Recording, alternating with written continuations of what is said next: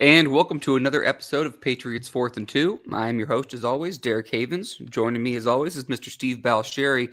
And on today's episode, we have a very special guest, good friend, Locked On Patriots, Mike Diabate. Mike, usually I go to Steve first, but because you're here, I got to say, Mike, what's going on, man? Derek, always an honor and a privilege to join you guys on the mic here on Patriots 4th and 2. Steve and I have the opportunity to chop it up quite often on Locked On Patriots. You've been a guest on Locked On. Would love to have you guys on again soon, but Sure. This is going to be a fun one. And as luck would have it, gentlemen, we got a lot to talk about today. Never a dull moment, Mike and Steve. Look, today's episode, obviously, we're recording this the morning of March 11th, 2025, and we are 24 hours into the tampering period, quote, for the NFL free agency. Patriots made a flurry of moves, a lot of action across the league. We're going to touch on each and every one of the signings and a couple other things, but I got to check in with Steve. Steve, how you doing today, man? I'm doing great. I thought yesterday was a really busy day for the team. Sure. And people have been wanting them to be active in free agency, and I think they were that yesterday. But in honor of Mike being here with us today, hello, all of you Foxborough faithful. So you do that pretty well. That's his catchphrase on Locked On. So any of our Locked On friends who are watching Mike today here, you're very welcome. We're glad to have you all. What Steve didn't say is that he practiced that in the mirror about 5 times this morning before we hopped on the stream here. More than that. He really nailed that cadence. Practice made perfect. Yeah, the next time you guest on Locked On Patriots, I may have you open the show, man. That sounds pretty good. No one opens the show like Claire, though. I can tell you that. Yeah. Without question.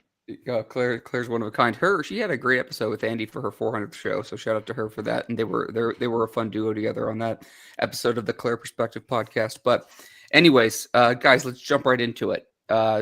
So as you guys mentioned, cluster of moves, a lot of action for the team, a lot of exciting moves, a lot of money spent, which was kind of expected based on what we had been hearing and just having the stars align a little bit with them having so much cap space and everything. I'm not sure, Steve, where you want to start off. Do we want to start with the big ticket item? Let's go. All right, cool. So one of the biggest free agents, guys, we've been talking about for a while is interior defensive lineman for the Philadelphia Eagles, Milton Williams. And now you have Mason Williams on here, Steve. I did a Russ Goldman. Hey, we had to honor Russ first, right at the top of the show. Yeah. But Milton Williams for the Philadelphia Eagles signs a massive contract with the Patriots. Actually, $26 million per year, which is the highest AAV of any Patriots player in team history. 4 years, $104 million. The contract details will kind of continue to kind of roll out, and I'm sure Miguel, shout out to Pat's Cap, will be all over that as usual. But guys, a very exciting signing, something that I'll give my analysis here in a second, but just the thing I thought was even adding a little bit more drama to this, Mike, and I'll go to you first, was that Milton Williams seemed like he was signed, sealed, delivered. It was going to the Carolina Panthers. Mm-hmm. And then it was like, well, hang on, it's not totally done yet. Probably give it 30 minutes later, he's signing with the Patriots for just a monster contract, and I think it makes him the 3rd highest paid defensive tackle in the NFL currently. So, Mike, give me your take on Milton Williams and his signing with the Patriots. Yeah, I mean, an incredible move to bolster this defense. And look, they needed help in all facets. And I'm sure we're going to get into every area of the defense that was improved with yesterday's haul by the Patriots front office. But this was the crown jewel. This was the golden ticket that you wanted. The New England Patriots needed to make a big splash. Steve knows from his days on Locked On Patriots with me, all my listeners know, I have a tendency, Derek, to think in terms of movie quotes. And ironically, the movie quote that popped into my head yesterday when this signing happened was from Rocky V. And I know not a lot of people quote Rocky V. There's a reason for that. This is not one of the favorites in that genre, not my favorite in the genre, but I thought of the character of George Washington Duke saying, we got to put some hustle behind this muscle.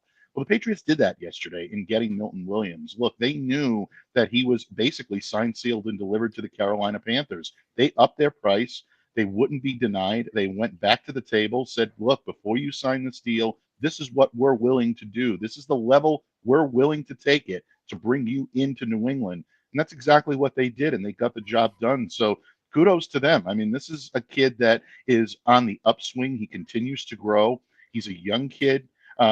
Last year had a career high 40 quarterback pressures last season. Those 40 were actually 4 more than the last 2 seasons he had combined. And some out there are saying, well, he hasn't played over 48% of his snaps in the season. Last year, 47.8, that was a career high. So his time on the field is getting more. His ability to get after the quarterback and to be able to assist that pass rush is getting higher and higher. The upside for this kid is tremendous. So is it a lot of money? Yeah, there's no question about it. 4 years, 104 million, 63 million of that guaranteed. That's a big investment. But when you're the New England Patriots and you're looking to try to get back to respectability, you have to make a purchase like that. You have to make an investment like that.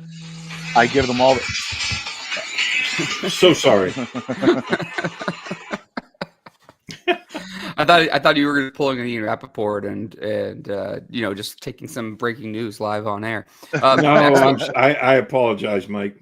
Oh, that's okay. No, I was basically going to say you have to give them all the credit in the world for making that deal. It's a deal that if I'm in the Patriots front office, I know was expensive, but it's a deal I had to make.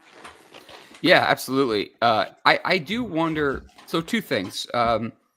And the second one I'll throw to Steve. But the first comment that you made about the snap percentage not being higher than 48, that does concern me just a little bit. I think that the 3 things I would say negatively about it, and I'm thrilled with the signing. So don't get me wrong there. I think you have to consider the snap count. Can he go ahead and continue to elevate without kind of losing some of that production? Second thing is he's obviously playing with Jordan Davis and Jalen Carter, which are 2 just absolute monsters, and so that will help you take some pressure off him too. I guess this isn't really a negative. I'm hoping that Christian Barmore, I mean, for one, from a human standpoint, that he's just healthy and cleared and ready to go. Right. But if you compare both of them together, now you're talking about 2 incredible interior forces, and just being reality of the situation. If Barmore can't play, I don't want to say this kind of replaces him, but it certainly helps. It certainly helps take the pressure off if he needs to be on the field right away and things like that. That to me is concerning. Steve, let me ask you this question, and this kind of goes back to something that Mike just said, and then give me your take on the signing as well. They had to go back to the table, basically increase their offer. Do you think that earlier in the day, it was reported they lost out on Chris Godwin, that he decided to go back to Tampa Bay. Apparently, they offered more money. It's been kind of rumored that it was about $20 million more in money, about $4 to $5 million a year more. And he decided to stay in Tampa. And do you think that losing out on him, they were saying kind of what Mike was saying, we're going to have to up the ante here, and we're going to have to maybe overpay a bit just to go ahead and start pulling some of these guys away? Do you think losing out on Chris Godwin maybe had them kind of rethink how they should be more aggressive with Milton? Oh, I think absolutely. Apparently their offer was much higher than Tampa's, but there's something to be said, for staying in your home where you're comfortable, and the weather and the tax situation in Florida. And they were also a playoff team last year, Yeah, and they're a playoff team. And, he was building something with Baker Mayfield. So, these are all things that you have to take into consideration. So I had no issue with Chris Godwin. I mean, obviously, we would have loved to seen him here. But, the reasons he decided to stay, I think, you have to go along with that. Now, for in the Milton Williams situation, I'll make another quote from a movie for Mike's benefit. The Patriots gave him an offer he couldn't refuse, right? Absolutely. Very well said. Yeah. You do it better with your accent. You can do the old Marlon Brando thing, but I'm gonna make an offer with Cameron Fields. Yeah. You never offered me cake, but you can act like a man, Steve. Yeah. But I think it was a great signing. I mean, this was, I think, the top free agent available for any of the defenses, defensive wise, in the league this year, and they were able to bring him in. And we talked about this for months, right? Since January, we knew they were going to have to overpay to get a guy like that in the door, but that's okay. They had the money to burn, and they spent it wisely because this guy, I don't think he's even hit his ceiling yet. I mean, Right. and in regards to his 48% of the snaps, look at the guys they have on that defensive line. They have to keep those guys rotating in and be fresh. And there's nothing wrong with that either.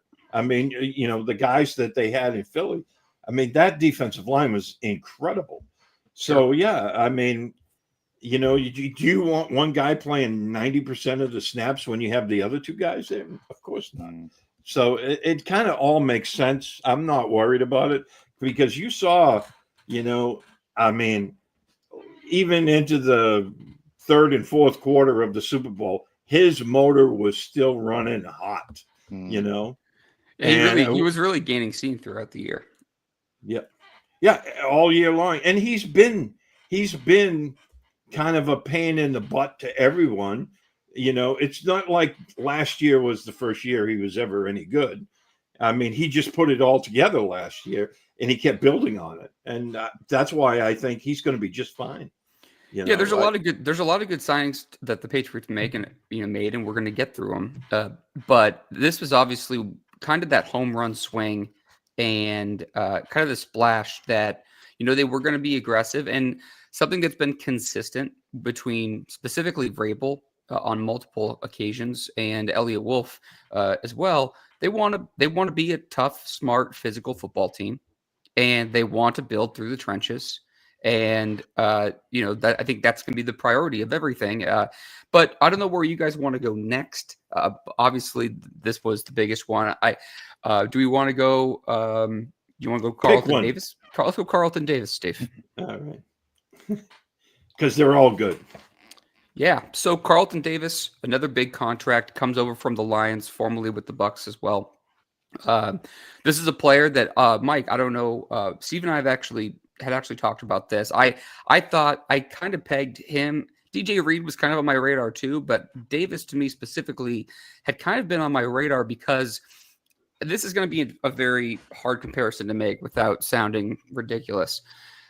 I told Steve a couple of days ago, I think it was offline, that Carlton Davis, pairing him with Gonzalez, would remind me a little bit, okay, don't jump in my throat, people, of Brandon Browner and Darrelle Revis. I'm not saying that those are the same kind. They're the same kind of player. I'm not saying they're the same quality. Obviously, Darrelle Revis is one of the best corners, if not the best of all time. But Gonzalez pairing with Davis gives them a ton of flexibility in terms of guys they can match up with, gives him kind of a running mate, and really kind of, in that second cornerback spot, Jonathan Jones has played out of position. Now he's a free agent too, hoping he can return, but now you have two guys. Gonzo, you can kind of pair with your one. Davis, you can kind of play matchups on the boundary or, against even bigger players. Gives them a little bit of physical and a little bit of finesse with their corners. Mike, give me your thought on the Carlton Davis signing. I thought that was another excellent one by the team. Oh, absolutely. And I think you hit the nail on the head, Derek. This is a team last year that had so many problems covering multiple receiver sets. And that's simply because they didn't have a dedicated presence opposite Christian Gonzalez. They're not going to have that problem this year. Now with Carlton Davis coming in, this is something where I believe this team is, we can see you, Murph. We can, I said style of play, I saw Murphy. a little bit. Saw a little bit. A little bit. You insulted him a little bit. But the thing I really love about Davis is his familiarity with the system that Terrell Williams is going to be running. He knew it in Detroit.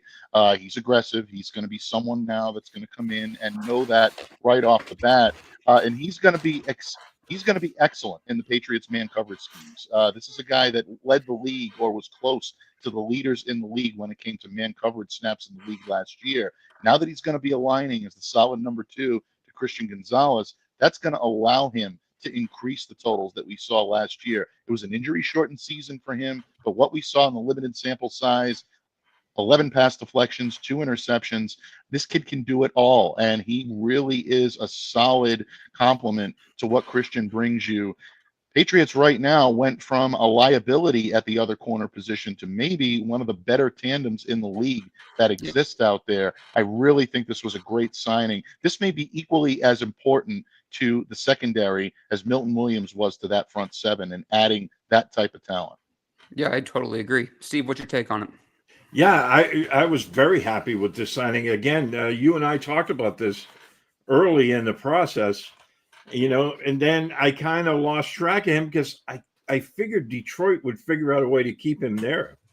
And they ended up signing DJ Reed from New York, who I know that was one of your favorites, Derek, because you talked about him as well. But I think, he's a bigger guy. He's 6'1".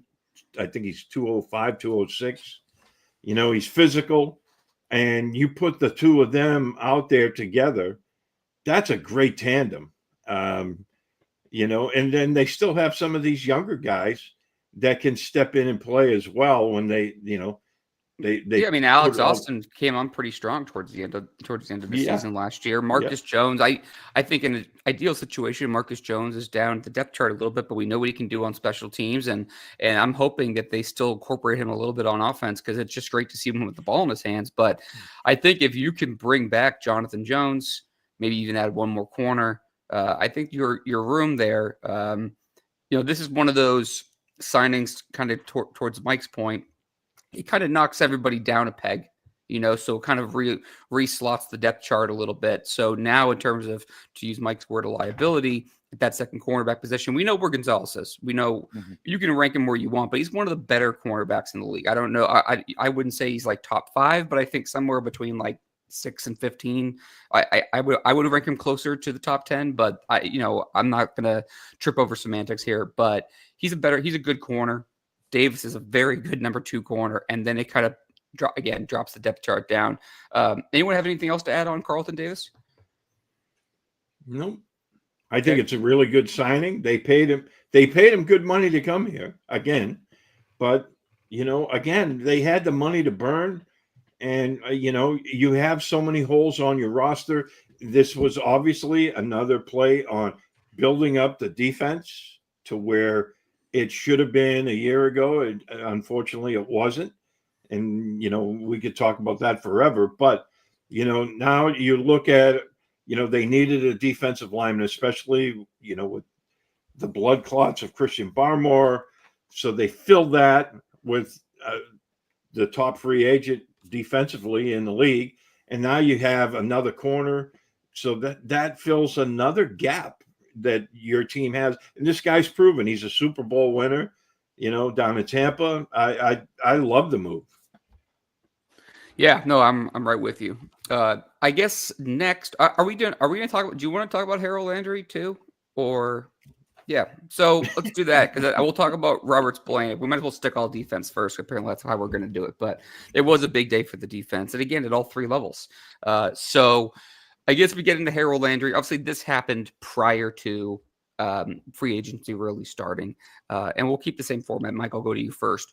To me, I was getting really excited with the Milton Williams signing for a couple different reasons, because I was envisioning a defensive line with Milton Williams, Christian Barmore, Keon White potentially on one side, and Harold Landry on the other. And then I'm sure there'll be some other pieces they're going to work in right on that edge. But, I think the defensive line and offensive line are both going to look very different. They've already started that transformation, different philosophies, different schemes, and new regime. But they're going to be very aggressive and athletic. And Harold Landry, who started, or who Mike Vrabel really helped kind of blossom to the player he's become, I thought was an excellent signing. Again, probably a little bit more money than I would have been, quote unquote, ideal, but not really much. And the guy's productive as a pass rusher for that long. He's going to get paid, in this league, as a pass rush specialist, and he can do it all. And I think with with the pocket collapsing ability that the two guys have in the interior defensive line, the strength of Keon White on one side, assuming he's on the other side, and Harold Landry kind of screaming off the edge, the defensive line possibility for the Patriots really just opens some things up. And I think you have an opportunistic, group in the defensive back room that can really make some plays if they can put some pressure on opposing quarterbacks. And I think Harold Landry will help. Absolutely, without any question. Landry is another guy with a great deal of familiarity with the Vrabel Williams system that's going to be run here in Foxborough now. He is very well suited to this type of defense. He's aggressive. He can get after the passer, 31 and a half sacks the last 3 seasons. He is someone that can still get the job done. Now, is he still the same pass rusher that he was in his prime? No. But at the same time, I still believe that this this guy still has the ability to come in and to be a solid pass rusher in this system, something the Patriots did not have to complement Keon White last year. I think Keon gave as great of an effort as you possibly can, but by the end of the season, he was burnt out. He was really worn down, and you could see that this kid had a lot placed on his shoulders, and maybe he wasn't properly prepared for it by the coaching staff. So I don't think you're going to have that problem with Keon this year. Having someone like a Harold Landry in there to be able to run what this team needs to do is going to be, I think, a great asset to New England. So yeah, once again, the only drawbacks to this is you look at the price tags, you worry about whether or not maybe these were slight overpays, but this one set the tone by getting Landry in here. You got someone with automatic credit when it came to free agency. He was on everybody's top 50 big board. Everybody looked at him as someone that was a newly found free agent that could come in and set the tone. He set the tone for the Patriots on Sunday evening, and I think it helped them in their negotiations that spilled over into Monday. Before I go to Steve, I have a question for Mike. Do you think I had kind of prefaced the Landry signing with, ideally, we understand that the Christian Barmore thing is really TBD, but I'm just going to assume that I'm just going to just say for the sake of conversation that he's going to be ready. I'm hoping that's the case. Mm-hmm. If that is the case, you have Landry, Williams, Barmore. Do you see Keon White in the mix? Because I think that with the defensive line, there is going to be a lot of changes. Like, I don't think someone like Dietrich Wise is going to be returning. That's just that's just speculation on my part. I don't know. Keon White, I know it's a new regime, but I still think he's young enough where they're going to, I would think they would keep him around. If it's not Keon White, do you see them targeting another pass rusher? Maybe in the draft, because it's a pretty deep class, but that's kind of a different conversation for a different day. But do you see them maybe targeting a different edge rusher to kind of rotate in with those guys on the sides? Well, yeah, I mean, if they're uncertain on the status of Keon White, or I should say more appropriately, if they are worried about the fit here, or they're worried about what he's going to do here in this system, then yeah, I can definitely see them targeting someone in a pass rush. And there are guys out there in the draft to be had, but I still think they believe there's something in there, something lying beneath the surface with Keon White that's yet to be unleashed. When this kid has the ability to pin his ears back, get after the quarterback, he can make things happen. And that's why I say the presence of someone like a Christian Barmore is so important, because what Christian does is automatically command the attention of an opposing offense's offensive line. Christian will take on the double team. That's going to free up the pass rusher to get after the quarterback. You saw it a couple of years ago when Christian was eating up double teams, and Matthew Judon and Josh Uche were feasting on opposing teams' offensive lines, and they were getting after the quarterback, sacking them at an alarming rate when it came to a Patriots defense, more than we'd seen in quite some time. So I can see White being a centralized part of that, and Landry also playing a secondary role in that. Maybe they still do bring in someone via the draft to kind of groom into that role. I mean, these guys aren't going to be around forever. Obviously, Landry is, aging at a rapid, rate, more so than White will. But my opinion right now is that I think they'd like Keon White to be a central part of what they're doing this year. Everything I've heard close to the Patriots to date indicates that this is a guy they have high hopes for. So I'd love to see what he can do in a Mike Vrabel defense. Yeah, I'd be shocked if they didn't sign another pass rusher just to kind of rotate, on those sides. I would be shocked. I'd be surprised if they didn't draft one as well. I just think that whole defensive line and offensive line they're going to be changing a lot of depth and frontline starters. And I mean, Steve and I have talked about this on previous shows when we were talking more about the draft. I mean, it's also a deep defensive, tackle class too, and I wouldn't be surprised. I know they added another defensive lineman, which we'll get to here shortly, but I think he's more of a depth piece. I wouldn't be surprised for them to continue to add some bigger bodies, even if it's later in the draft, because I know someone like Daniel Jeremiah, on NFL Network, had 24 draftable or starting grades on defensive tackles in this class, meaning you could probably get a starter late day 2, early day 3. I still think that's a possibility, especially with Christian Barmore being a little bit more of a coin flip. So just wanted to touch on that. Steve, feel free to share on that if you want to, but also really wanted to talk to you about Harold Landry and your thought on that.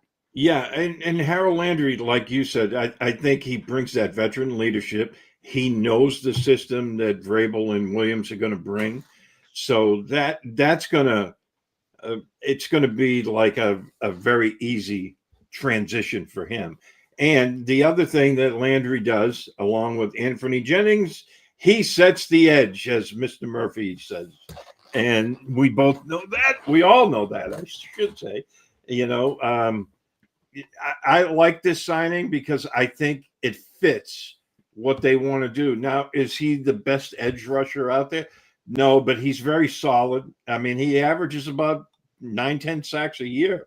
And for a team that could only get 28, they need this. And again, you can't say enough about that veteran presence and knowing the system. He's going to be a big help to the other linebackers, on the team and edge guys, because of the fact that he's played in it. He's going to know what the calls are, and he's going to help them,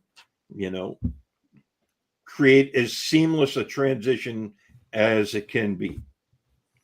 Yeah, no, I'm right with you on that. Let's flip over to, by the way, the Texans and Eagles just made a trade. Nothing too notable, but there's been a lot of trades so far. There's been a lot of moving parts.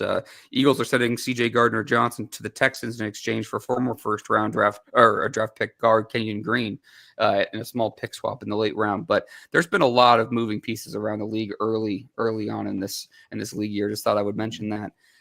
Let's go to the Robert Spillane signing, Steve. I'm actually really excited about this player.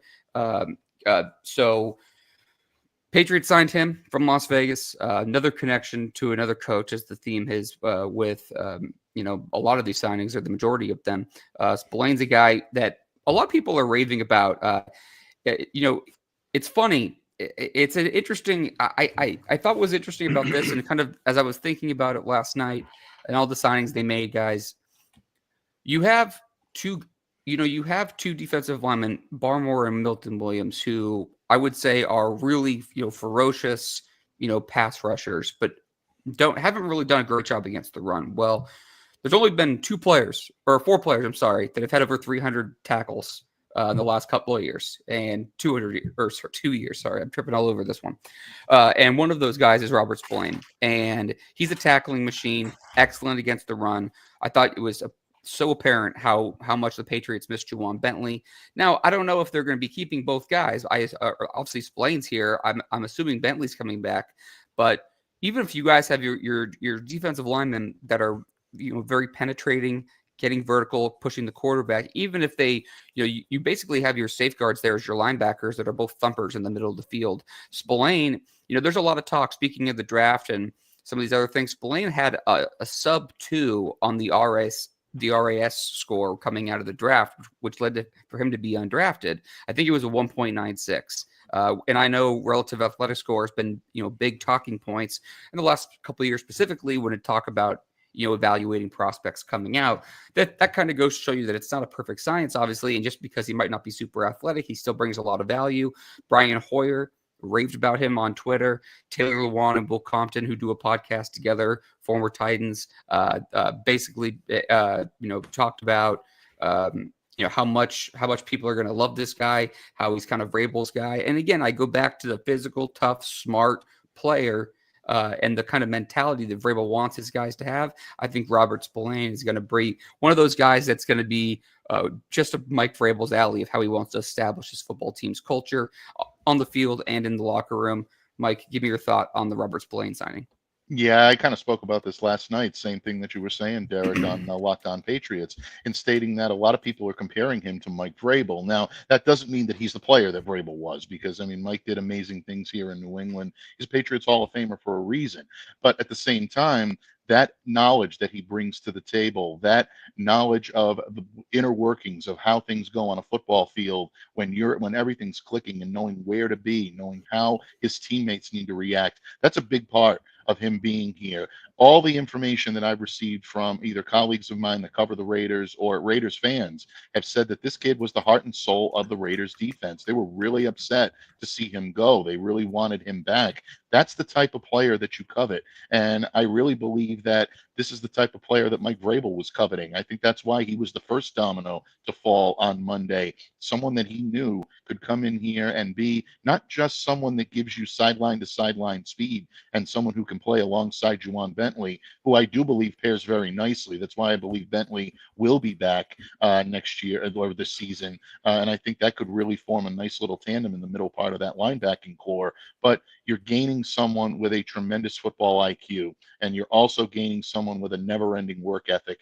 Those are the types of guys you want to build around, not just with character, not just with skill on the field, but that never-ending work drive. It's going to be very important. Mike Vrabel is going to work these guys harder than Gerard Mayo worked them last year. They're going to need guys that are going to buy into that players are going to feed off of. This is the type of guy to do it. He really is able to reach across party lines, so to speak, and be that conduit between a coaching staff and a player base that may need a little extra motivation, doing a few more laps, or taking a trip up that hill, Steve. Those are the things that are going to happen this summer. You're going to need guys that are going to whip them into shape. I think Spillane is that guy, and I think this was another great signing for the Pats. Derek? Sorry about that. Steve, what about you? Yeah. I thought you muted yourself. I did. Okay. Yeah, I like this signing too. I mean, look, Pro Football Focus listed him, gave him a score of 82.3 for the season, which was fourth of 189 linebackers in the NFL. Because, I mean, he had 158 tackles. I mean, the guy is a tackling machine. He's very aggressive. He moves well. I mean, for a guy that didn't have the athletic score, like you said, when he came out, I think he moves quite well. So he's not the greatest in coverage, but neither is Jelani Tavai or Juwan Bentley. So, it's something we'll have to see. And, we'll see how Mike Vrabel wants to use these guys. But I think in an attacking style defense, downhill, that's Robert Spillane. Yeah, I couldn't agree more. I think, again, it goes back to all three layers of the defense really establishing their own guys. Totally different style of well, not all players, but I mean specifically on the defensive line, different style of players. But I'm really excited about the defensive additions there. Well, at least the key ones. We have a couple other ones we want to get to, but I do want to take a quick break just for podcast purposes. And when we get back, we'll dive right into a couple more free agent signings.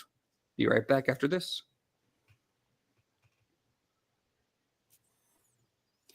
And we are back here on Patriots 4th and 2. Derek Haven, Steve Balestrieri, as always, joined by Locked On Patriots host Mike Diabate. Again, Mike, thank you so much for joining us today.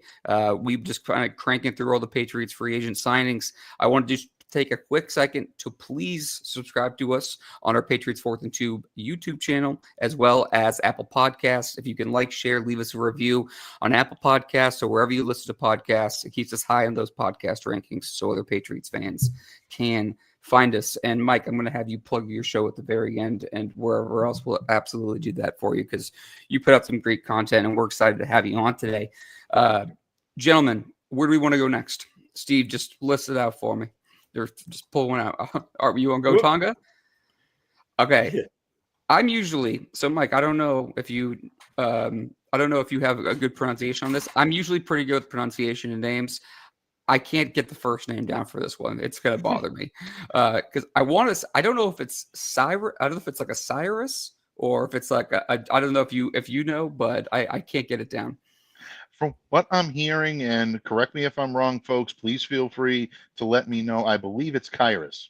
Kyrus. Okay, Kyrus. Let's just go with that. And if we're wrong, then we'll take the lap on that. But Kyrus Tonga, interior defensive tackle. I want to say it was around 2.4 or 2.7 million. I'm sure we'll have the details here in a bit. Came from the Arizona Cardinals. And guys, I look at this as another depth piece. I'm not really sure exactly how to articulate it different than I already did a little bit earlier when we're talking about the guy, Vrabel and Elliott Wolf building this team through the trenches, putting their own fingerprints on it. I think that they're looking at not only the frontline starters, the rotational guys, also the depth guys, because again, it's not a shot at anyone on the roster who's, at any level. Whenever you have a new regime change, especially one that's a little bit more drastic than Bill to Mayo, you get one that's Mayo to Vrabel, which I'd say is pretty much more drastic. You're going to have a lot of turnover. I'm not sure where you fell on this, Mike, and if you mentioned it on your show at all. Steve, we talked about upwards of 20 players we thought were going to be swapped out on the roster from last year to this year. We thought it was going to be a very big overhaul. Do you agree with that? And then give me your thoughts, Mike, on the Tonga signing. Yeah, I definitely think there's going to be a lot of upheaval in this roster and a lot of differences that you're seeing from 2024 to 2025. Simply, it's a new regime change. And I think a lot of coaches come in, look at the players that are on this roster, say, yes, I can work with these guys, or no, that I can't. Don't forget, Gerard Mayo had a great deal of familiarity with the entire roster, inheriting it from Bill Belichick from 2023 to 2024, because he was a coach on his staff for a number of years. Mike Vrabel is coming in, albeit with Patriots ties, but completely removed from the coaching staff of this team. So he's going to want to bring guys in that he knows can succeed in his system. So it would not surprise me to see that number, or maybe even higher, of a turnover from guys that may find themselves on the outside looking in when it comes to the 53-man roster being set. That being said, someone like a Tonga, I think, is a direct correlation to the loss of Devon Godchaux. Devon Godchaux obviously traded to the New Orleans Saints. We knew he wasn't going to fit in with the style that Terrell Williams and Mike Vrabel wanted to play. So he was given the opportunity to seek a deal. And good for Devon. I was happy to see that he's going back to Louisiana. He's a native of the area. He played for LSU. It's a good fit for him to go to New Orleans. And I think he can make some good things happen there. But Tonga comes in and he's now your run stuffer. He's now your space eater. My good friend Murph said last night on Locked On Patriots. 6'4", 338 pounds, 89 tackles in his career. So he can bring the heat when he needs to. But this guy is going to be your primary run stopper when he's in the lineup, when you do feature him in those frontline sets. So he's not going to be what Godchaux was. Godchaux was more of a alpha type player when he was on the field. Tonga will take more of a reduced role, but when he's out there, you'll feel his presence. And mark my words, it will be against the run. Yeah, no, I think you nailed that one. Steve, give me your take. Yeah, a massive human being there, right? 6'4", 338. I mean, this is a big dude. And, he's built like those other Polynesian type guys, right? He's got a low center of gravity. I mean, yeah, he's not going to bring a ton in the pass rush department, but he'll be that short yardage, immovable object guy. And, as Murph said, Farms is still around. Mm-hmm. And he also added, he's not a punny human. So, yeah, he's not. And, this is a depth signing. All right. And, people were complaining about this yesterday, and I don't get it. I mean, you're not going to sign 53 all-pro guys in free agency. You're just not. You need some guys to fill roles, and this guy will do that. So I like the signing. I think it's going to be a good one. And, they didn't break the bank on him either. So, you just go with that. I'm not a puny human, as Murph says. Yeah. Good take on that one, guys. Steve, let's go to another one. You can just pick it. All right. Let's go to the offense. Morgan Moses. This is another interesting one, guys. Patriots sign right tackle, veteran right tackle Morgan Moses. Look, I will say this, and I I I guess most of the listeners and Steve knows that I'm usually a sunshiny, bright guy first take, but I never do the negative stuff. Okay, but I will preface this one time with the first tiny negative. I do like the signing overall. I don't. He got paid, very, very, very handsomely, and especially for his age of 34 years old. I would say this. Given the options on the market, and given what the Patriots had to tackle last year, they had no choice but to go ahead and try to find, a veteran tackle. And I think Moses is a solid. I wouldn't say he's good, but I would say he's a solid tackle. But the thing I liked most about the signing is that he's basically a plug and play right tackle for you, which also shifts Mike Van Winnie to right guard. Assuming David Andrews is at center, your center to your right tackle are now totally solidified. With left guard and left tackle still TBD. We'll get to that later. I think some people maybe think more of Moses than maybe I do. I think he's solid. I've heard almost nothing but positive things about him. I think the most interesting thing is that how often he's switched teams at times, because usually they don't let tackles go, but everyone seems to rave about him. His toughness, playing through injury, his consistency. He seems like a better actually pass protector than road grader, but he's a massive human being, which is fine.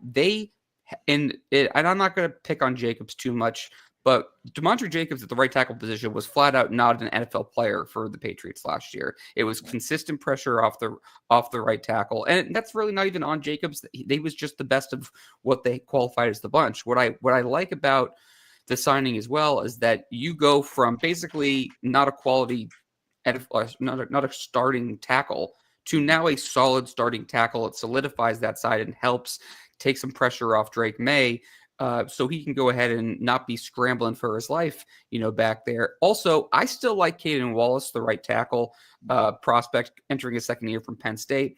The third rounder, I thought he wasn't ready. I still think he has some promise. But if he can sit behind someone like Morgan Moses for a year, 2 years, probably more likely 2 years, and continues to get some coaching and develop, I think it at least buys you. It not only plugs it in the short term, guys, but I think it also buys you some time, because we're not going to be able to overturn every single hole that they have in one off season.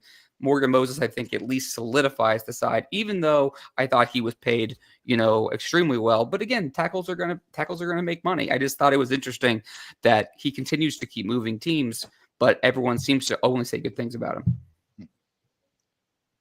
Oh, you're absolutely right. Yeah, You're absolutely right, Derek. And I think I've got good news for you, at least in terms of what I've been hearing the last 24 hours since this signing became unofficially official. I guess it becomes officially official at noontime on Wednesday. This is a guy that is willing to come in and mentor guys. He's willing to come in and show them the ropes and give them the opportunity to be able to earn the job in the future. John Simpson, who signed with the Jets last season, longtime teammate of his coming over from Baltimore. These guys, during their time with the Ravens and even during their time together with the Jets, Simpson was very complimentary of Moses, saying, this guy is someone that will always tell me where I need to be, will always help me in terms of how I need to be nurtured and how I need to be brought along. I think he's going to help do that with Caden Wallace. And that's something that I believe is going to really help this team moving forward, because Caden was a guy you invested some serious draft capital in. He's, again, a solid right tackle right now that had an injury-riddled rookie season. You want to see him be able to come back, get acclimated, learn the ropes in a pro in a pro offense, and I think this gives them the great opportunity to do that. Moses will take that pressure off. He's your right tackle this year. And you hit the nail on the head. He's not a world beater, but he's also someone that's going to come in and be very solid in that position. And he's going to give Caden an opportunity to maybe be a swing option this year and completely settle into the role when Morgan is ready to kind of relinquish it at this point to Caden Wallace. So I think this is a good move all around for the Patriots. Again, you look at the price tags and you start to say, well, Is he worth a little bit less than what they're paying him at 34 years of age? You can probably look at most of these deals and answer yes. The That's Patriots free agency. overpaid. But exactly. And again, it's the predicament that the Patriots are in right now. You Mhm. want to attract guys, you want to get guys in here now to prove once again that this is a destination free agents should be considering. You've got to overpay for this initial class to get that done. Kudos to the Patriots for doing that. Yeah, and again, I don't want to come off like I'm disliking the signing. It's just, I just think that you have to look at it and say, hey, they had a hole. There's only so many guys available, and he was a solid guy who's an upgrade. Right. Obviously, the age is not ideal, but he still wants to play, and he's been incredibly durable. And I do love that from the mentor standpoint for Wallace, because I still do like him as a potential prospect there. And again, you're talking about knocking guys down pegs a little bit, adding more talent, adding some more stability on that line up front, which is so critical for Drake May's success in year 2. Steve, over to you. Well, did you hear that noise, Derek? Uh-oh. That was Russ's head hitting the ceiling when you said you're never negative.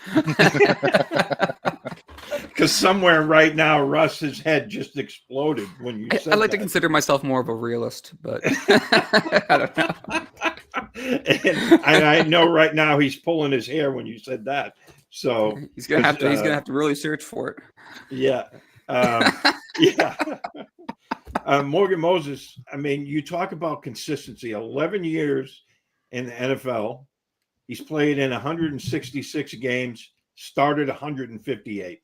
I mean, that you look at last year's offensive line, besides the talent issue, there was so many injuries last year. And now you're bringing in a guy that's a model of showing up for work every single week. That's a big thing in itself right there. But I think the talent level, your talent level, again, he's not going to make anyone forget about, a guy like Tony Baselli or, one of those kind of guys. But at the same time, he's very good. Like you said, Derek, he's been on a lot of teams, but everyone, that he's played for always says good things about him. Right. Because he shows up for work, he does his job. He's not the greatest, but he's very good. And I think they just up, their talent level right there on the right tackle position. And like you said, now there's not as much pressure on Caden Wallace to have to step back into that, meat grinder that he had last year as a rookie. I think now he can learn from a guy like Moses. Like you said, he's been a mentor everywhere he's been. And, the numbers look high when you think about it, but $8 million a year for a starting tackle, I think that's not bad money. All I've been thinking about is whatever fullback I'm assuming Josh brings in, putting Kyle Juszczyk. Maybe it's Patrick Rashard, maybe it's Kyle Juszczyk. Assuming that Josh wants to bring one guy in, and they're on like the 5-yard line on, it's like first and goal from like the 5, and they're just running power right behind Onwenu, Moses, the fullback, maybe throwing Austin Hooper there on the right side, and just having Mondre go forward. So that's all I've been thinking about. Just a couple of big bodies. And this is off on another tangent here, but wouldn't it be cool if they get Kyle here as, I don't even want to call him a fullback. He's kind of a Swiss Army knife. He does so many really good things. But having his wife here, because she makes those incredible jackets that she always wears. She's really talented. Yeah. So I can't wait to see what she would do with a Patriots jacket, and having him here jump into the stands with her when he scores a touchdown. I mean, yeah. I'm all on board with that. But back to Moses, I got off on a tangent there. I like the signing. I think, look, they need help at the tackles, and they just, he's older. He's 34, but he can still play. I mean, you watch the tape of him with the Jets last year, and he was good. He was good, Yeah. So. No, I'm with you. I think, you got to like it, because not only are you making the Jets weaker, but you're making yourself stronger. So those two things always look good on paper. Let's go Mac Hollins, Steve. Yes, I lumped these two guys together. That's fine. Because So, yeah, Mike Garafolo was the one who broke the news that Mac Hollins signed, and he cracked me up when I saw this because he said, "Yeah, the Patriots, gave him a really nice deal, and he can buy lots of things, but probably shoes isn't going to be one of them." Well, so look, we can start. I guess we'll start with Hollins, and then we'll go to Dobbs. So Mac Hollins, a guy who big, kind of a big body. He definitely fills that X role. I don't think he'll be necessarily a guy you want necessarily starting in your top three, receivers, but still made some plays, made a great play in the AFC Championship game down the field on a bomb from Josh Allen. And is a guy who's a really good blocker, plays some special teams. Another guy who's widely, really beloved by fans and teammates, throughout where he's been. I don't really have a ton to say about it. I think similar to the offensive and defensive lines and really the rest of the roster, it's another example of the new regime putting fingerprints on guys and kind of reworking that room. I think especially in that receiver room, I think there needs to be some more accountability, some more kind of more structure there as guys can kind of grow. And we'll see where it all shakes out. I think with the receiver room, there's going to be still a lot of changes to come. And that's kind of different, but I think this is just one piece. Again, someone who's not at the top of the depth chart, but someone who will be able to fill a role for you, contribute, in a couple of different areas of the field. Mike, any thoughts on Mac Hollins? Yeah, Mac Hollins is actually like an under the radar, sneaky good signing to me. I really liked this when I heard it yesterday, simply because this kid's a professional football player. He'll do whatever you need him to do, and he'll do it to the best of his ability. I know a lot of people are making a big deal about his connection with Josh McDaniels, and I think it's a very valid reason to be excited. He had his best season in 2022 playing under Josh, 57 catches, 690 yards, 4 touchdowns. Actually had a very good game that season against Mike Vrabel's Titans, where he caught 158, where he had 158 yards and he caught a touchdown, 8 catches in that game. So he definitely knows how to succeed in the Josh McDaniels system. And from what I've heard, Josh loves this kid.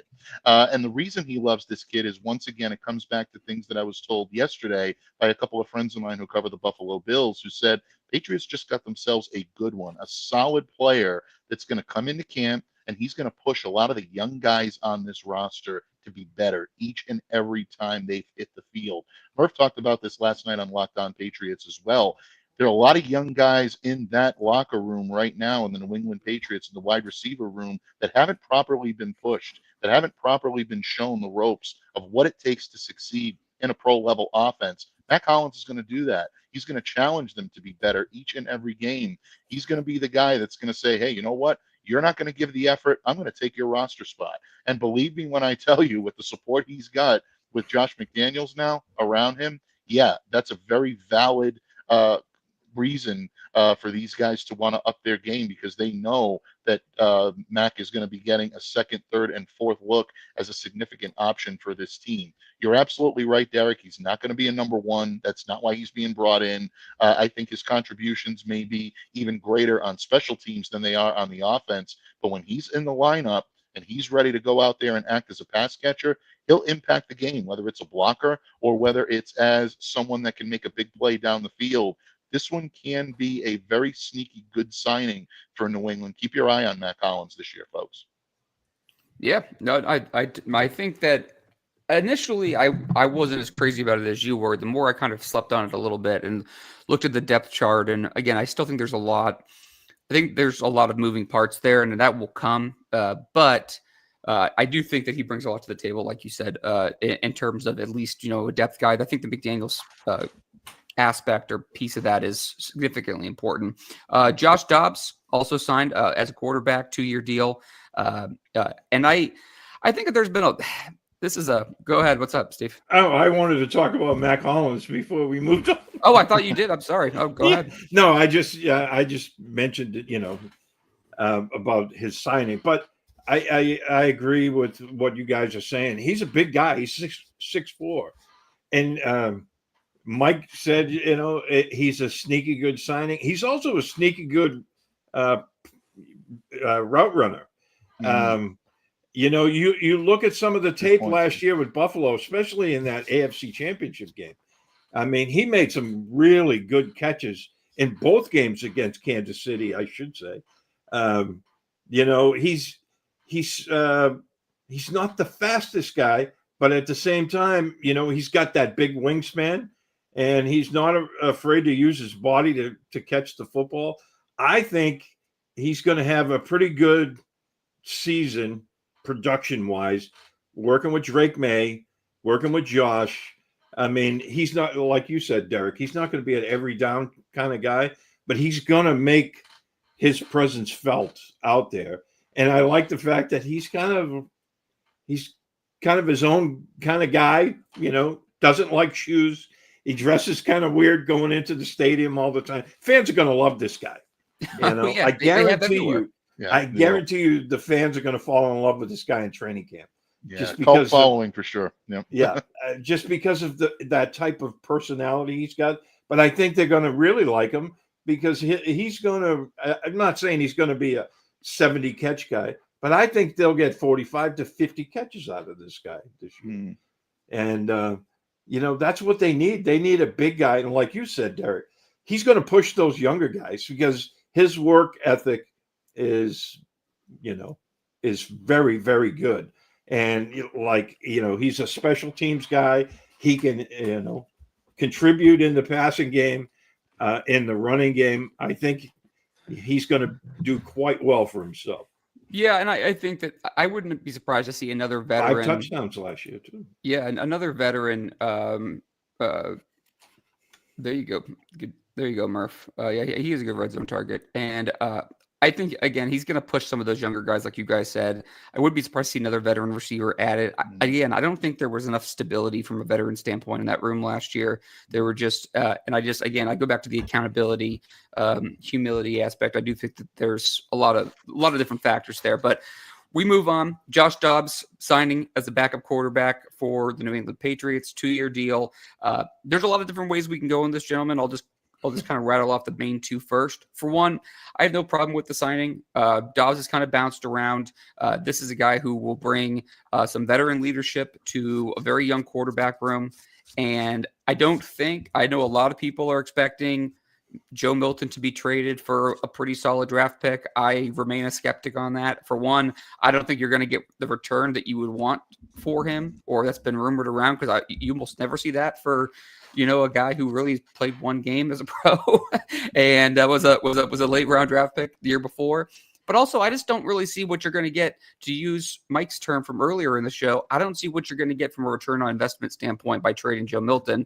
To me, I think obviously Drake May is the guy. Joe Milton, you continue to develop and grow, and then you have Josh Dobbs as kind of your veteran, emergency third quarterback.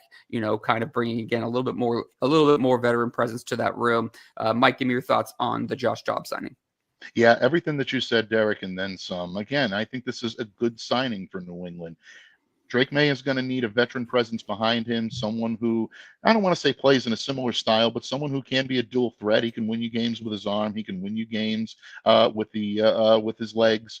He's someone that, in his career, has rushed, for touchdowns, 520 yards, 8 visits to the red zone as a rusher for Josh Dobbs. So this to me is a good, solid veteran behind Drake May for the experience level and for what he brings. The other side of that, and I agree with you wholeheartedly, is I don't believe this automatically signs the release warrant, for lack of a better term, for Joe Milton. I don't believe you should move this kid. I don't think they're going to get solid return on investment.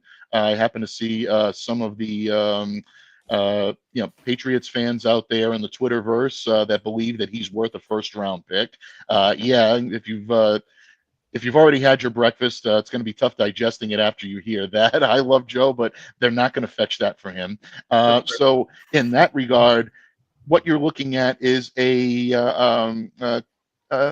Steve, you'll get this, a mez type, return on investment, and it's just not going to work. Look, you've got a young quarterback, an exciting quarterback in Joe Milton. take that out for a spin, give it an opportunity to work for your advantage. Even if all he does is stick around, run the scout team, every now and then as an elevation, you can give him the opportunity to even grow his myth even stronger. But at this point right now, I believe that obviously May is going to be your number one, Dobbs is going to be your number two, and I think he's a solid guy in terms of the experience he brings and big game experience as well. This guy's done it all. He's been around the block a number of times, a lot of experience here. So good signing for the Pats. Yeah, and I'll jump right in.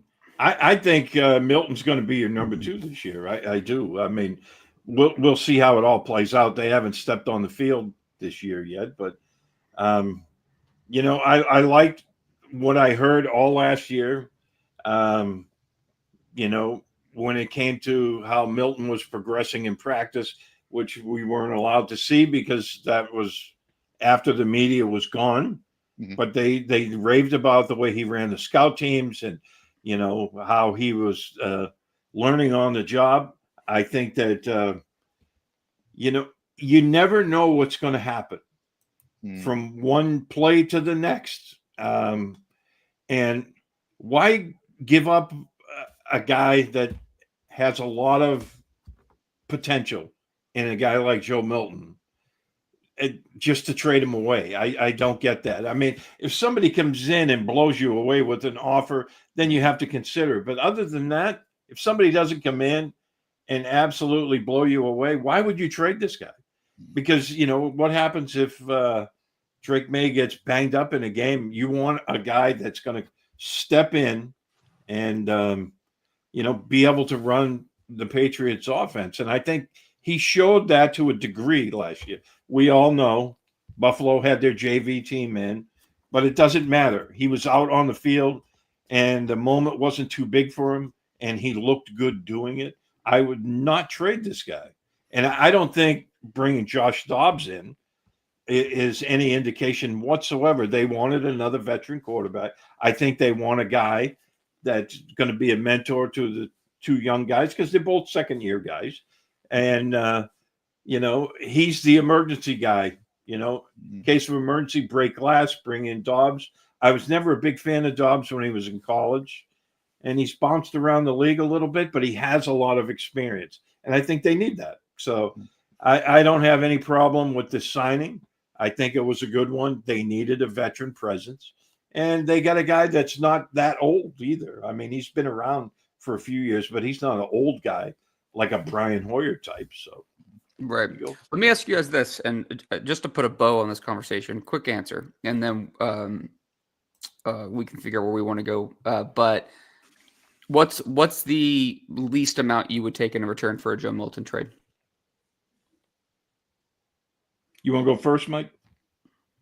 Ooh, good question. Least amount. I don't think you're going to get. I don't think you're going to get a first, second, or third round draft pick, and I wouldn't take anything from a fourth on. I would rather just keep him. If you were, if someone dangled a third, a quarterback hungry team in a relatively weak class, you could maybe convince me to do with a third, but I just don't even see how that would go. I mean, that's just me.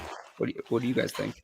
Yeah, I mean, originally I think you make a good point. I was going to say a fifth, but I think at this point, with what he brings to the table, and I think Steve, you also helped to kind of bring a lot back into consciousness that I think maybe some of us had forgot over the off season.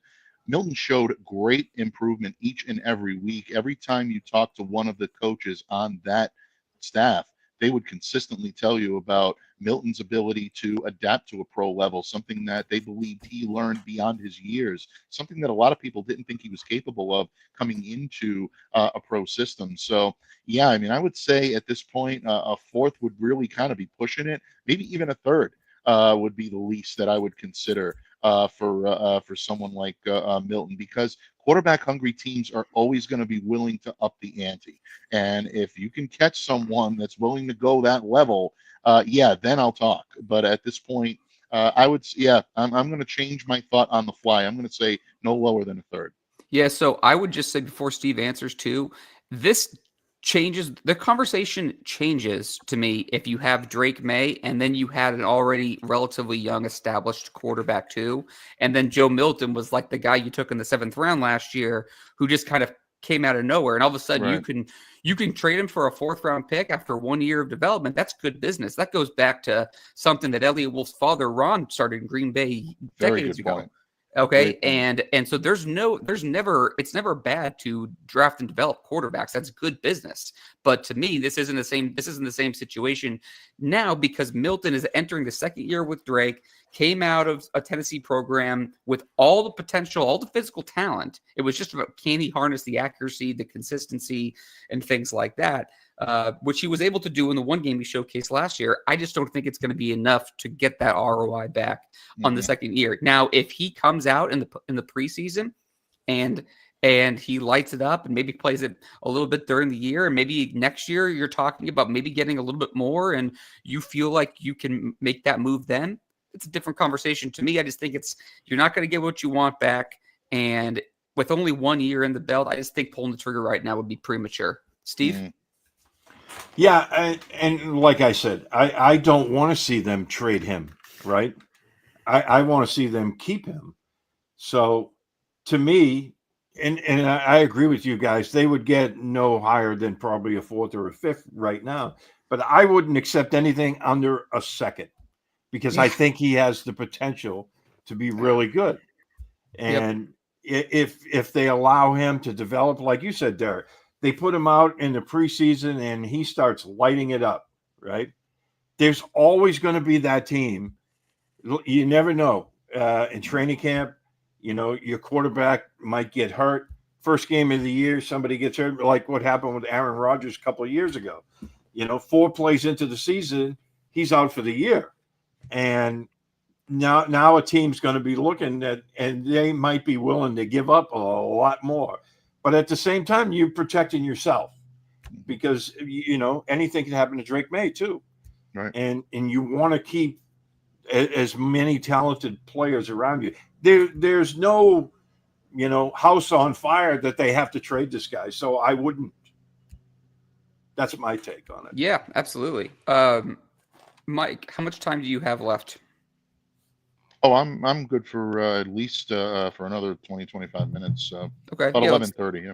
Yeah, that's fine. We'll do like another 20 minutes. I don't want to go too long, but there's obviously a lot to talk about. So, is there anything that we haven't touched on, guys, to this point that you wanted to from the signings that we've already kind of ran through?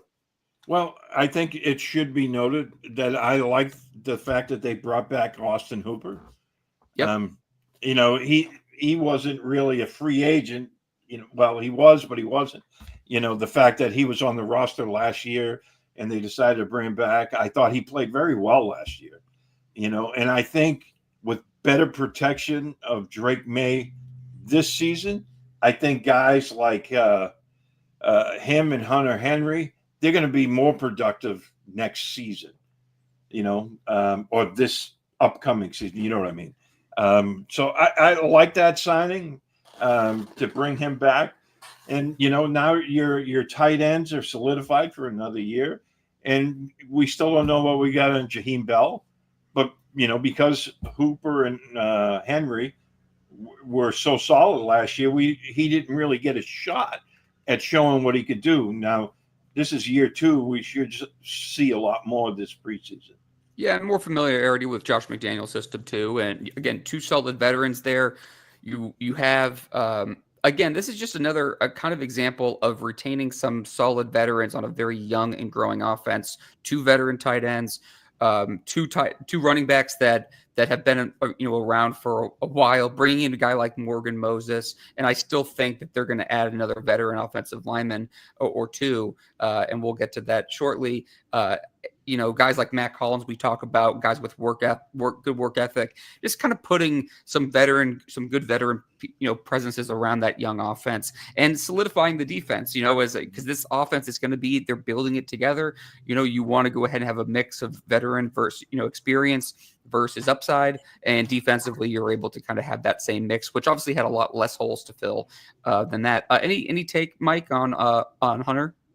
Oh, Or sorry, absolutely. Austin Hooper. That's okay. I knew exactly what you meant. I think Steve hit it all. Look, Austin is someone that gave you big play opportunity last year when there weren't a whole lot of big plays to be had.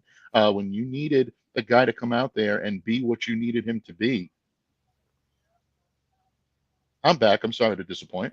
Sorry to disappear there. I don't know what happened there. Yeah, that's okay. All of a sudden, the visual gods gave everyone a break. Like, no, we've seen too much of that guy. We gotta block it for a little bit. No, all kidding aside, I think what Austin Hooper does is he brings continuity with Drake May. There was definitely a great amount of chemistry that these two guys had last year.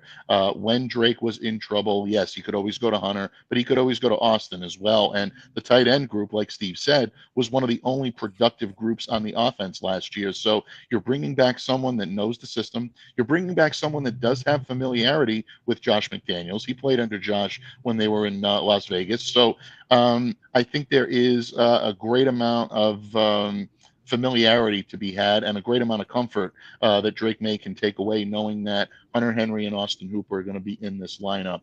And I think you can say the same thing on the opposite side of the ball, maybe for a guy like Alex Austin, who's coming back. Now he's going to provide some continuity, some familiarity in Good that depth. defensive backfield. Great depth behind now, obviously Davis, and on the other side, of course, Christian Gonzalez. So you're looking at these moves that are moves to get like 1A or 1C, I guess, in the case of Alex Austin. But these are under the radar signings that I think are really key for New England maintaining some continuity in that locker room this year.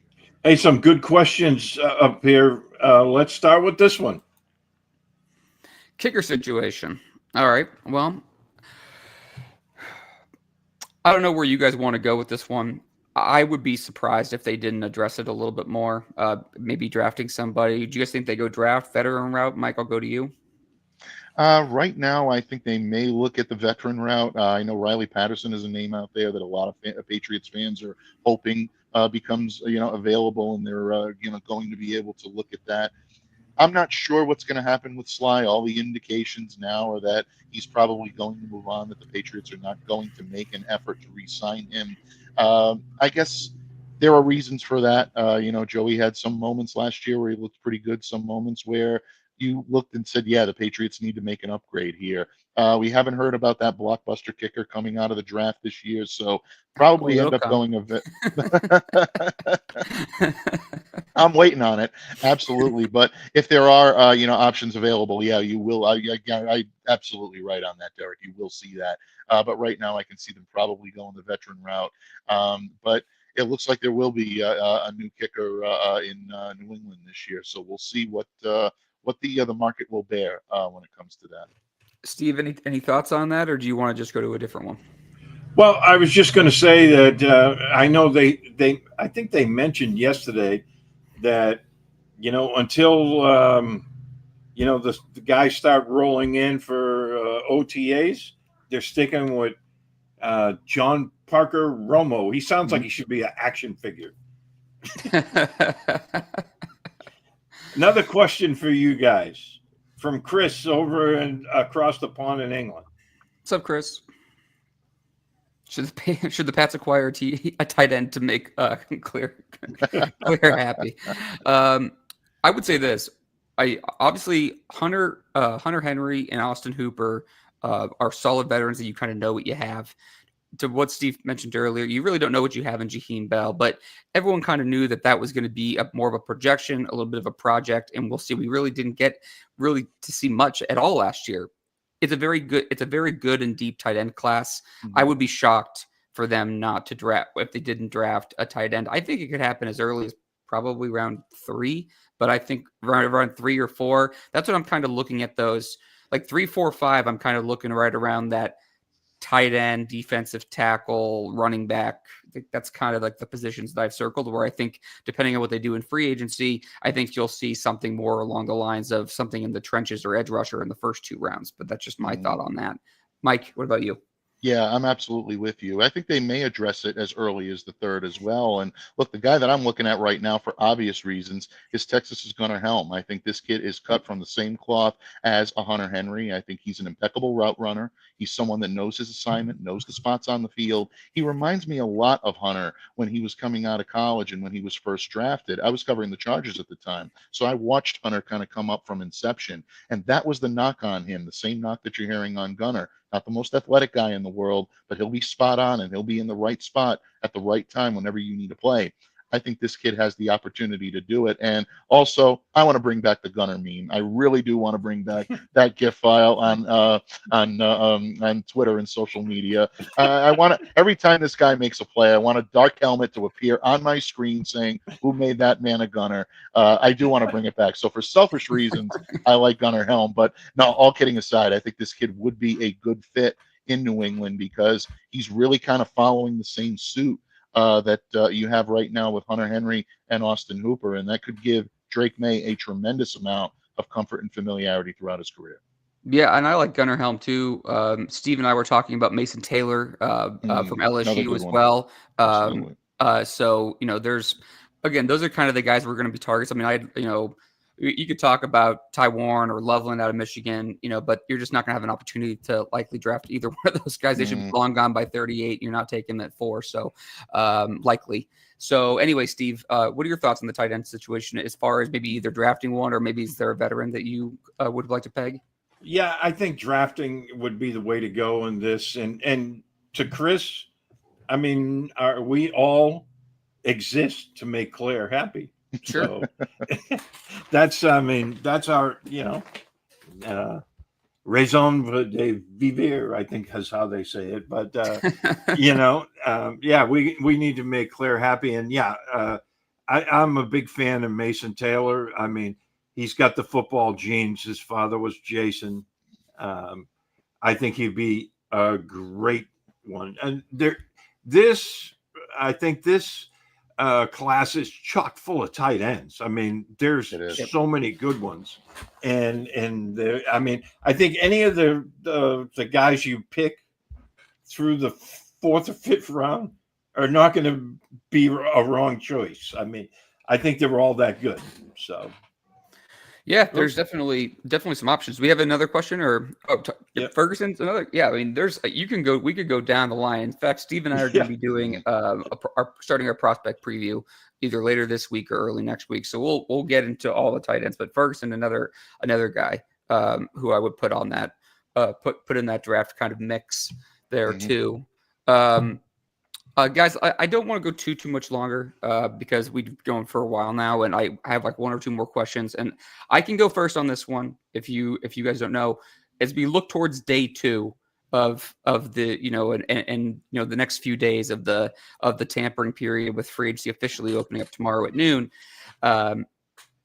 Who's anyone on the radar for some guys that you guys are available that you still want to target? I had a couple in mind, but if either one of you want to start first, feel free. Steve, you want to go on this one? Okay, I'll go first. Derek and I, again, we talk offline constantly. Yeah, several times a day, every day. So, I mean, this is not going to be a surprise to him. Javon Holland. The safety out of Miami, he would fulfill that free safety role. And then you got guys like Duggar and Jabril Peppers that they play that in the box type of thing. I hate to break it to you, Steve, but Javon signed this morning. It's on his way to the Giants. Oh, he did. Well, I think it was 3 years at 45. For the Giants I think that would have been a really good signing for them. But maybe they'll address free safety in the draft. But they might. Really and there's also, Justin Reed is another guy that people floating around who's been a veteran who you could plug in. And I honestly don't know what Mike Vrabel and what they are visioning on defense for their safety position. Jabril Peppers had a really weird year last year after coming on pretty strong with his initial tenure with the team. And then Kyle Duggar had a really rough go of it, but it seemed like they didn't have a good plan there, and they're really missing that traditional kind of free safety. I'm still wondering if they would consider keeping Kyle Duggar moving back into his his strong safety role, and maybe re-signing a guy like Jonathan Jones to play free safety, and then you would draft, you attack slot corner somewhere else. I don't know. I'm kind of just throwing it out there. One of the names that I was kind of interested in. Well, there's two different things. We talked about the fullbacks earlier. I still wonder about that. Again, Patrick Rashard from the Ravens, who's been really, really good. He went to college in Maine, and I'm pretty sure Kyle Juszczyk went to Harvard. And so you have two guys who are two of the best at their positions that can kind of give you some different things for different reasons. I would put my eye on that. I have to still look at that Cam Robinson potential signing at the tackle, because there's the Doug Marrone connection there, and that would take a ton of pressure off them, taking, if they're not sold on Will Campbell. I mean, for one, he has to get to 4. I think it's safe to say that he probably will. But if they view Will Campbell as the guy that they want at tackle, well, then maybe you do that. If they think he's more of a guard, maybe you take a Cam Robinson, and then you either take Campbell to play guard and kick him inside, or you keep one of the guards you have on the roster and you attack a different position. In Field Yates' newest mock that was released this morning, he had Abdul Carter making it to 4, which I think would still be the dream scenario to pair with what they've already done on that defensive front 7. So I look at that. I also could see Levi Onwuzurike from the Lions as another edge player that I would certainly consider. Obviously, there's the Terrell Williams connection, and I do think that they are still thin on the edge for how they want to rotate up front. So those are the guys that I have right now. Yeah, I think in a lot of ways, you guys have hit a lot of players right on the head in terms of where the Patriots would need to be. I agree with you on Cam, Derek. I think it's going to be an interesting situation to see how the Patriots are going to attack left tackle and what they're going to do. I expect you'll know most likely by the end of the day whether or not they're viewing Will Campbell or Kelvin Banks at the top of this draft as the guy that can come in and anchor that position for years to come. I know a lot of Patriots fans are excited by the possibility of Cooper Kupp. Will he indeed get released? Will a team step up and offer a late 6th or a 7th or whatever it takes to get him off of the free agent market and bring him in? Maybe the Patriots are involved in those talks. We'll see. Again, I wouldn't pay too high of a price right now, considering what Los Angeles has said they're going to do, but maybe they believe it's worth it to secure Drake May, a guy that can come in and be a veteran presence here in this locker room. A guy that I don't necessarily know is the proper fit in New England, but someone I would love to see here because I've covered him in the past, and I can tell you I've never watched a more gifted route runner on a football field in my life, is Keenan Allen. He did tremendous things over in Los Angeles. Thought he did decent work last year in Chicago. We'll see where he ends up. I know right now a lot of people are thinking San Francisco is a likely destination for him, but he's a name that that I could see the Patriots getting involved with.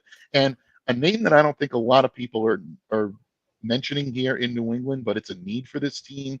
And I think he could be a nice change of pace guy in that running back room, is Rico Dowdell from the Dallas Cowboys. I think he's shown tremendous amount of growth in his ability year after year after year playing under Mike McCarthy. He could be a type of guy that could succeed in a Josh McDaniels offense. So keep an eye on him to see where he goes. But those are the names right now that I'm watching on day 2. There we go. Well, I guess, gentlemen, final thoughts here. Mike, I want to give you a chance to plug your show here, but Steve, I'll go to you first. Any final thoughts? I think they get off to a really great start in free agency. They filled a lot of holes. I think they immediately took on 4 starters on defense and a new right tackle. So I like what they're doing. Vrabel said they were going to try to be aggressive. I think they have been. There's a couple of more holes that could be filled in free agency, and then it sets you up to draft the best player available, which they really need to do once the draft hits. Mike, what about you? Final thoughts? Absolutely, Steve, you hit the nail right on the head. What this team did on Monday and what I still consider their top priority and what they'll continue to do into Tuesday and Wednesday and beyond is stack this team with savvy veterans, guys that can plug and play immediately so you can draft for best player available. And I think that's exactly what the Patriots would love to do with this upcoming 2025 NFL draft. Was it a perfect day? No, there are some overpayments, there are some question marks, but they hit on so many needs, and you've got to give them credit for being willing to go above the ante to make sure that New England was a prime destination. I think right now, if you're still an existing free agent out there, New England's looking like more of an appealing option than it did 24 hours ago. Based on that, it's a win for the Patriots in day one, for as far as I'm concerned. Yeah, I would say my final thoughts are I'm happy. I would echo the thoughts that you both had about the free agent, about about free agency. The start. I still think there's a lot of work to be done. I think I would just tell people again. We all knew the discussion, the discourse going into free agency was that they weren't going to be able to fill every single hole in this roster in one off season. Okay, and they can only sign players that are available. And I think it's about making the right choices. But I also would say to people, the most important thing coming out of free agency and focusing on the draft and the rest of Rabel's and Elliott Wolf's tenure with the team is they were kind of in the situation over the last couple of years because they weren't drafting the right players. So when Steve mentioned signing players that opens you up to fill some holes and then take the best player available, I think the most important thing is that they continue to hit on draft picks as you grow and build, because that ultimately is the life bloodline for NFL teams, because that gives you the opportunity to go ahead and flip them for assets, to go ahead and take bigger swings in free agency, to put cherries on top and make runs, and then also let guys go, keep your numbers down, and then go ahead and just kind of keep filling up the pipeline there. The draft is ultimately the biggest thing, and I'm excited to go ahead and get to that. But hopefully, Vrabel and Elliott continue to go ahead and fill these holes in the roster as we go. I want to thank Mike Diabate from Locked On Patriots for joining us today. Very much so. It's always great talking with you, Mike. Please plug anything you'd like to. Oh, well, thank you, Derek. It's always an honor and always a privilege to join you guys on the microphone. This is always one of my favorite listens each and every time you guys put out content. So, folks, if you're tuning in because you're a Locked On Patriots fan, Patriots 4th and 2 needs to be a part of your daily rotation. You'll be better Pats fans. You'll be well informed, well entertained. Can't ask for anything more. So thank you both, gentlemen, for having me on today. You can catch me each and every day on the Locked On Patriots podcast. A lot of my everydayers saw my face pop up an awful lot yesterday with all of the signings and breaking news coming down. But yeah, we'll continue throughout the free agent cycle to bring you all the latest content as it happens, and you can count on daily recap shows and maybe even a couple of bonus opportunities to bring you the wisdom and counsel that I like to try to bring Patriots Nation each and every day. So once again, gentlemen, thank you, and thank you for being great friends to Locked On Patriots. Can't wait to have you both back on again. Yeah, we're looking forward to it. Maybe depending on your schedule, maybe before the draft or shortly after that. I'd love to. I just want to thank everyone who's listened to this episode of Patriots 4th and 2. Again, please subscribe to us on our Patriots 4th and 2 YouTube channel, as well as Apple Podcasts. Like, share, leave us a review wherever you listen to podcasts. It keeps us high in those podcast rankings so other Patriots fans can find us. We apologize in advance for going a little long today. Obviously, we had a lot to discuss. It's never dull in Patriots Nation. Well, I'm sure we're going to have plenty to talk about. For Mike Diabate of Locked On Patriots as our special guest, I'm Derek Haven, Steve Balistrieri. This is brought to you by PatsFans.com, and we will see you guys next week. On Locked On Patriots.